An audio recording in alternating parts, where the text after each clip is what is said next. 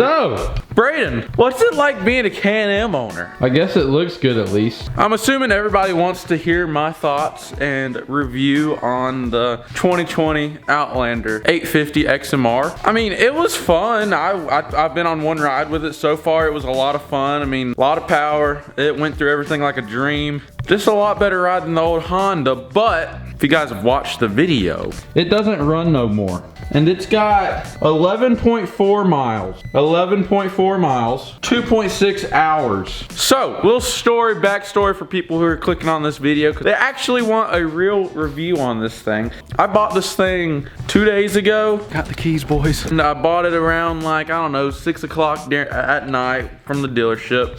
Took it back to the house and then woke up the next morning and went riding. And it lasted 2 hours. 2 hours and 11 miles. And then I came up out of a mud hole and it didn't want to run no more.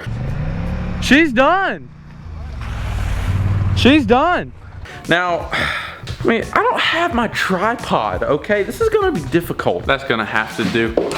So a little backstory on this thing and actually how it happened. Well, I was riding, right? I was riding and I was just having the time of my life, you know? I literally, usually 2 hours in, I'm kind of tired of it, but no, I was having a great time. And I've been in some deep stuff, but I never went in water over here, right? Airbox is right here, never went in water over here. Snorkels run up here and right here.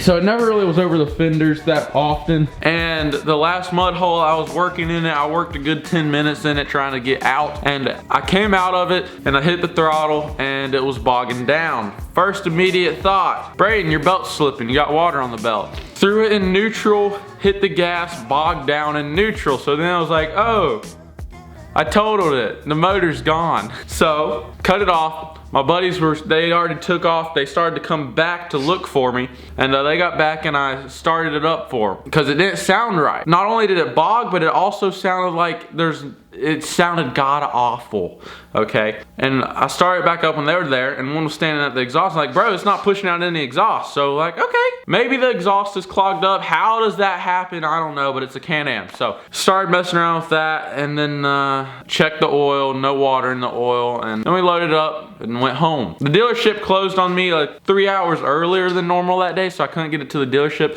So I got to go to the orthodontist and get braces worked on, but after that, then we're taking it to the dealership. So guys, stay tuned for that video. This thing literally won't run. I mean, it idles, but what I think is going on, I think only one cylinder's firing. So yeah, that's fun. That's kind of what I've assumed. A lot of my buddies talk about, yeah, we always grease up our spark plugs, and this happened to us a time or few, so I'm thinking maybe one cylinder water got in. I don't know, but it's not running. Brand spanking new 2020 XMR. Come on now, what is this? Now I'm gonna be taking it back to the dealership today because I actually bought this thing to go ride with my buddy here in a couple days. That's the whole reason I bought this thing. Because I needed a four-wheeler. There's no ones I liked on Craigslist, so I was like, well, I'm gonna have to buy new, and then I priced out some Hondas, and brand new Hondas priced out. I might as well went with the Can-Am. Yeah, we see where that got me. But long story short, I bought this thing to go ride with my buddy, and within the first ride, it's broke. Well, I got 7 rides coming up all during 1 week. I can't have that. Not only that starts here in like 3 or 4 days. I don't know what to do. I'm gonna get there and be like, look, if you guys can't fix this thing within the next 2 or 3 days, I either want my money back or it replaced, because literally the whole reason why I bought it was for this ride. It's definitely a good looking four-wheeler. It's really dirty right now. I didn't take too much time washing it. I need to hit it with a rag, but I mean, it looks good. 850 V2N EFI. Now for the actual review of the Can-Am and what I think about it if it didn't break. My options were a Polaris Highlifter, a Can-Am Outlander, or a Honda Rubicon, and I went with the Outlander. And this thing is sick. I didn't have any regrets leaving the shop. It's definitely sick. It's cool. It makes a lot of horsepower, and it was a dream to ride. I mean, the suspension was all right. It was pretty freaking good, way better than the Honda. And the tires, these 30s, which these 30s actually size up to like 28s, just so you know. They're small 30s, if that makes sense to any of y'all. They ride smooth because they have these big lugs here in the middle, but they still have a lot of grip, and they do really good in the mud. I'm really worried about catching axles in the rear and busting out an axle, but I guess that'll happen when the time comes. There's nothing I'm gonna be able to do about that, I don't think. I'm definitely getting snorkel risers for it because that's literally as high as you can go, and I don't want to go. And I want to be able to trust it to go up at least. I want to be able to where I'm not worried till my bars are in the water. So snorkel risers would put that thing about right here, which would be perfect. I mean, the color scheme this year for 2020 is pretty nice. I like it. Way better, way better. Way better than the 2019, which was full yellow. I mean, it was literally all yellow and it looked like a banana bus. Yeah. I don't know, guys. What do you guys think? Do you think I should sell it, get rid of it? If they don't have it fixed within 3 days, I'm telling them I want my money back. I mean, it's not the dealership's fault. It's Can-Am's fault, but 11 miles. I could run that in a day. And look at me. And it broke in 11 miles. I wasn't hard on it. I did, before everybody goes, well, Brayd, you're supposed to break it in. I did break it in. Now, they actually claim you're supposed to break it in for the first 20 hours, but never went over half throttle. Was always easy on it. When I did go through most mud holes, I always slowly crept through them. It wasn't like I was beating the absolute hell out of it.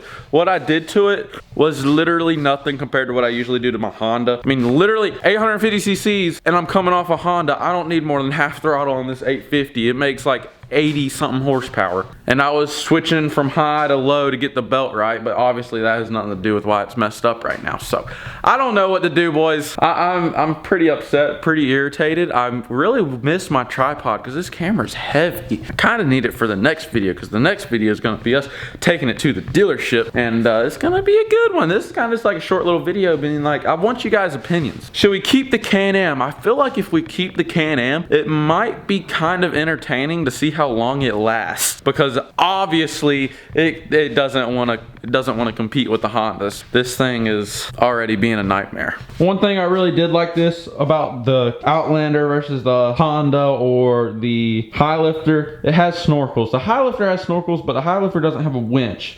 And the Highlifter 850 also doesn't have power steering unit, where only the Highlifter 1000 does, and was like way heftier price tag than this one. You also get front and rear bumpers on this 850, which you don't on the Polaris 850 Highlifter. You also get a raised snorkel. The Highlifters, actually they do have that, I forgot. The power steering on this thing's so great. I love it already. Now, as for this ride coming up, I'm not gonna get too much into detail. If you guys wanna hear more about it, if it hasn't already happened, it'll be on my Instagram. I'm really debating right now if I should turn this Honda right here, 2019 420 we got, if I should turn it into a mud unit, if I should snorkel it, put 28-inch Outlaws on it and call it good. Because, I don't know. Me being me, I always need something that runs. Like I got the Polaris brand new because I wanted it to be reliable and I always wanted it to run.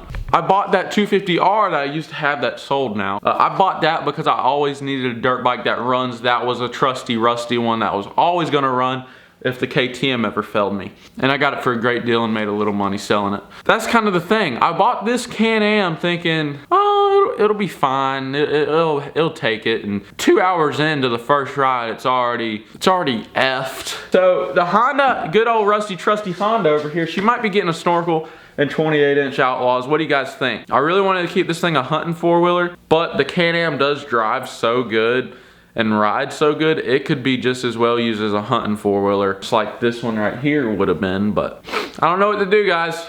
All I know is to go to the dealership and try to work something out with them, because I gotta have a four-wheeler. Well, ladies and gentlemen, I'm gonna go ahead and end this video off. I hope you enjoyed it. I know this was kind of short, sweet, and to the point that, you know, screw Can-Am. That's kind of my final thoughts. Screw Can-Am. I wouldn't go with them again, but oh, this is zoomed in. You know, they make a great machine. They just need to figure out all their problems and then give it to me, so I don't have to figure out all their problems for them. We'll just see how this thing treats us, guys. Go put in the comments, should I keep it? Should I sell it? I really am not gonna go to a Polaris, because I don't like Polaris neither, so it's either gonna be the Can-Am or a Honda. I'm not putting that thing in a pond. If you get water in that, you're done, you're screwed. We'll see. Maybe turn that into a submarine. Put it down in the comments if you think we should. Please like and subscribe, and I will catch you guys in the next video of taking this thing to the dealership. We'll see ya.